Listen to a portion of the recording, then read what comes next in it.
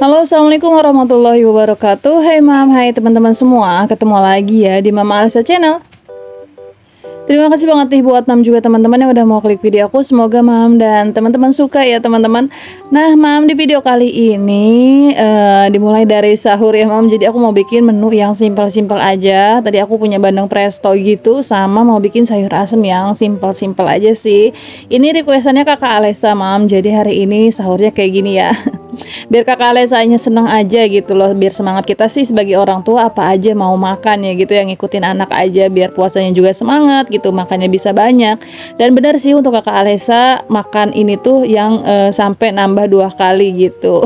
Karena untuk ikan nggak susah makannya ya, nggak ada tulangnya juga empuk gitu, sayur asemnya juga segar gitu kan, jadi kakak Alesa suka banget nih. Itu di panci yang putih, di panci kedaung kecil itu yang putih itu ada sambal terong gitu. Terus ada juga sop, tadi dianterin sama emak. Aku nggak tahu ya, ternyata emak tuh nganterin sop. Terus ini juga ada dadar telur buat aku. Jadi kita mau sahur dulu ya teman-teman. Nah, menu sahurnya hari ini apa nih mam? Udah dipikirin belum nanti malam sahurnya sama apa? Aku juga terkadang bingung gitu ya, mau masak apa. Terus apalagi ya gitu yang makannya tuh bikin semangat pas sahur-sahur tuh. Kan paling susah ya dari kita tuh yang ngantuk banget, tidur gitu kan. Terus bangkitin nafsu makan itu yang susah banget gitu loh. Makanya tuh kadang-kadang bingung, ada beberapa menu yang bikin kita semangat makan, ada juga yang ya udah sih rasanya tuh jadi malah yang B aja gitu. Jadi ya nggak nafsu makan. Makanya ini buat anak aku, kakak Alesa, biar semangat aja, aku ngikutin apa yang dia mau gitu. Nah kita mah gini ya mam, makannya lesehan karena emang kita nggak punya kursi gitu kan. Terus udah gitu ya tempatnya itu yang ada-ada aja gitu, yang seadanya. Ini tuh ruang depan ya mam, maaf banget nih tempat tidurnya belum aku kasih spray karena semalam spraynya aku ganti tapi yang aku cuci tapi yang belum sempet disprayin lagi. Jadi harap dimaklumin ya mam. Nah ini dia mam, kita tuh sahurnya di depan ya, di bagian depan ini sebenarnya sempit sih mam, ada motor, terus ada kasur, jadinya tuh yang sempit banget. Mungkin kalau nggak ada kasur nggak ada motor, ruangan ini tuh lumayan gede ya, cuma ya karena ada motor belum kita keluarin jadi ya kayak gitu aja. Tadi aku sahurnya sama telur ya mam, tadi udah sih sebelumnya sama nasi, terus tadi tuh video yang susulan aja. Nah ini Dede Alpa bangun nih, terus aku mau lanjut ngopi yang pastinya tuh wajib ya karena siang aku nggak bisa ngopi. Oke, dilanjut ke paginya. Jadi itu aku mau nganterin kakak Alisa sekolah dulu. Untuk sekolah biasanya kakak Alisa itu berangkatnya sendiri pakai sepeda, tapi kali ini ya kasihan karena dia lagi puasa gitu kan. Lokasi sekolahnya juga lumayan jauh sih. Makanya untuk di bulan puasa ini selalu aku antar jemput gitu ya. Pergi diantar, pulang juga aku jemput gitu biar kakak Alisa puasanya jadi nggak lemas gitu. Bawa sepeda kan lumayan menguras energi ya. Jadi kalau siang pun kakak Alesa untuk kayak main sepedahan aku larang karena kasihan gitu. Ini aja bibir kayak udah putih-putih gitu, nahan haus ya. Tapi dia tuh yang anaknya alhamdulillah termasuk kuat sih. Kakak Alesa sekarang umurnya 9 tahun, kelas 2 SD. Dan udah belajar puasa dari TK tapi setengah hari gitu. Alhamdulillah beberapa hari ini dari awal bulan puasa puasanya full ya mam. Jadi kakak Alesa itu yang dilatih dari sekarang, kalau telat dikit kapan lagi gitu ya. Yang harus tahu banget bahwa puasa Ramadan itu wajib buat umat Islam ya, makanya dari kecil, karena waktu kecil pun aku gitu ya mam. Oke, aku udah selesai nganterin kakak Alesa sekolah. Singkat cerita, ini lagi nganterin Dede Alpa jajan. Dede Alpa sih nggak puasa ya mam pastinya. Setiap harinya pas lagi puasa kayak gini, kebanyakannya Dede Alpa di dalam sih sama aku. Aku di dalam itu kayak aktivitasnya banyak ya, walaupun di dalam itu banyak kerjaan juga yang aku kelarin. Gak tahu pokoknya kenapa deh, kerjaan rumah itu yang nggak ada habis-habisnya, capek aja kalau dipikirin ya. Aku nggak bisa santai mam, masalah kerjaan rumah itu pengennya beres gitu kan, kayak cucian baju, dapur itu tuh pengennya beres. Tapi kalau punya anak kecil kayak gini ya gimana lagi ya mam, pusing juga sih gitu, apalagi anaknya 2.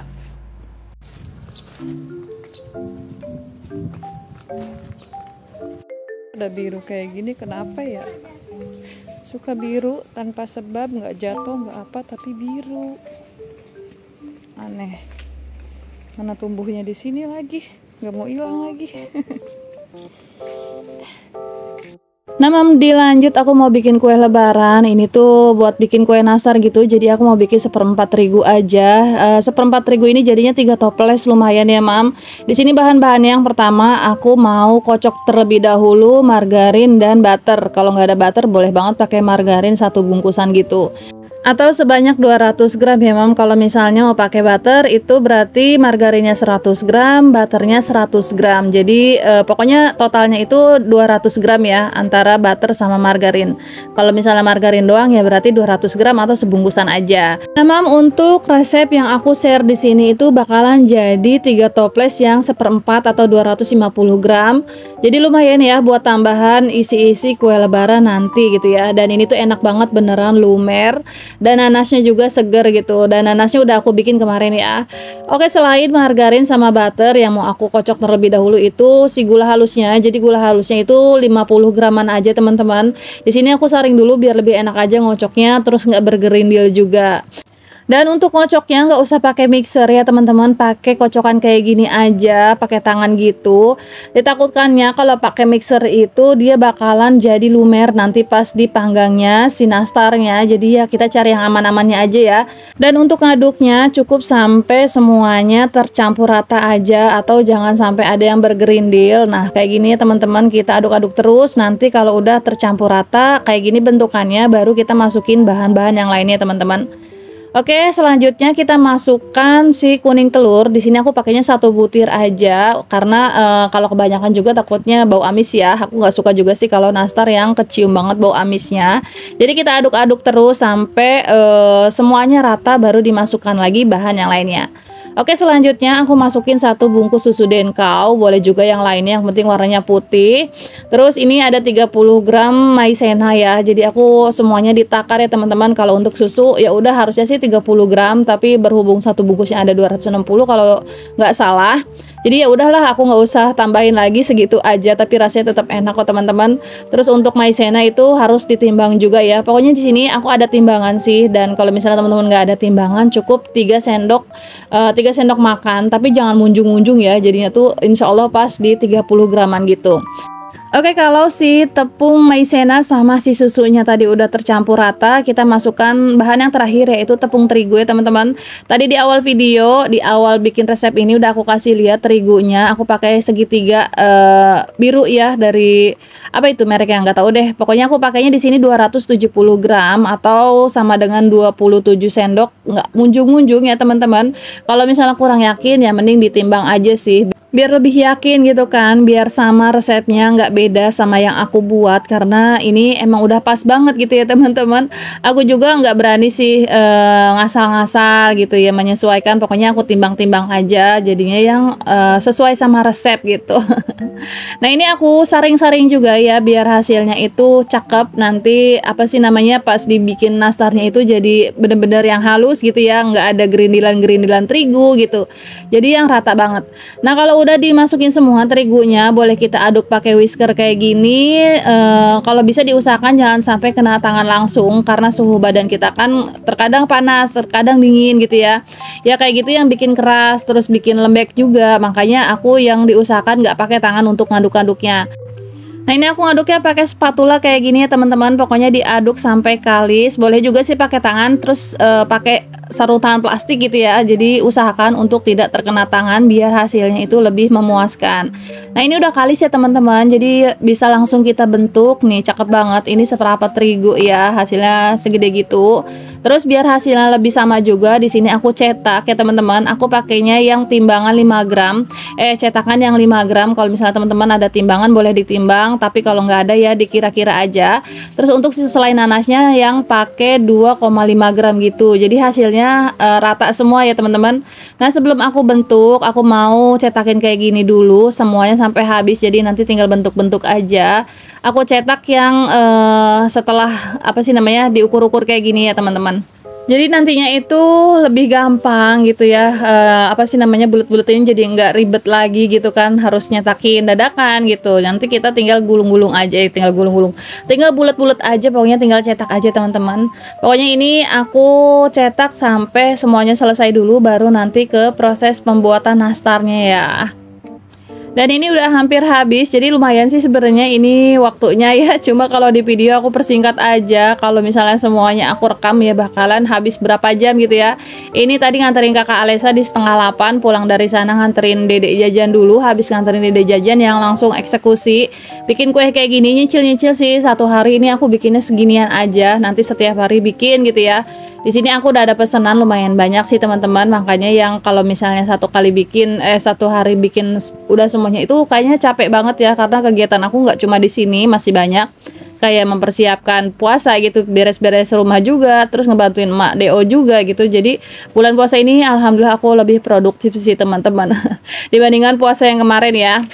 Nah, oke, kalau udah semuanya kayak gini, enak banget ya, tinggal kita cetak aja. Di sini aku pakai sarung tangan biar lebih higienis aja, karena ini ada yang mau aku jual juga gitu kan, bukan buat aku aja gitu. Terus nanasnya sebelumnya udah aku bentuk juga tadi pakai apa sih, takaran yang 2,5 gram gitu. Jadi semuanya rata ya teman-teman. Enak kan kalau kayak gini ngebentuknya, semuanya udah dibentuk, si nanasnya juga udah dibentuk, udah ditimbang juga. Jadi tinggal bentuk kayak gini. Tuh liatin deh teman-teman, ini bulatnya sempurna ya, udah gitu warnanya mengkilau juga, adonannya pas banget. Nanti pas jadinya juga rasanya aduh nggak bisa dibayangkan deh. Pokoknya pas masuk ke mulut itu hasilnya lumer banget teman-teman, kalau pakai resep yang aku share di sini ya. Nah, sebelumnya udah aku panasin kompor, aku pakainya di sini pakai teflon aja teman-teman. Aku nggak ada oven listrik, jadinya pakai ini aja. Ini udah aku panasin selama 10 menit pakai api yang paling kecil gitu, dan ini aku masukin. Nanti di ovennya itu selama 30 menitan aja, pas banget sih. Nanti diputer-puter aja ya si teflonnya biar panasnya itu merata. Terus kalau misalnya udah 30 menit nih teman-teman, kita langsung dioles-olesin. Nah, ini rahasianya kalau mau si nastarnya kita itu glowing ya teman-teman kelihatannya. Di sini aku pakai kuning telur buat olesannya, terus ditambahin minyak goreng, terus ditambahin pewarna biar kelihatannya itu lebih seger aja. Ini kita aduk-aduk rata kayak gini. Ini aku pakainya 1 butir kuning telur, jadi pas banget ukurannya untuk apa sih namanya, 1/4 atau 270 gram si terigunya ya. Nah, di sini aku oles-olesnya pakai apa sih namanya, brush buat make up aku sebenarnya, tapi ini nggak pernah dipakai, ini masih baru banget. Ini yang paling enak untuk ngoles-ngolesin si telur. Aku ada sih untuk ngoles-ngolesin telur, tapi tuh yang nggak enak aja gitu, malah yang jadi nempel-nempel. Yang paling enak tuh ini. Nah, ini aku oles-olesin dulu 1 kali, terus didiamkan sebentar, dioles-oles lagi sampai 2 kali biar hasilnya itu lebih bagus ya, lebih glowing gitu, lebih cantik deh warnanya. Ini aku oles-oles, terus habis dioles-oles dimasukin lagi, dibakar lagi selama 15 menit dengan api yang sama gitu. Tapi dipanasin lagi ya teman-teman, pas ngoles-ngoles kayak gini kompornya nggak usah dimatiin, jadi si teflonnya itu stay panasnya gitu.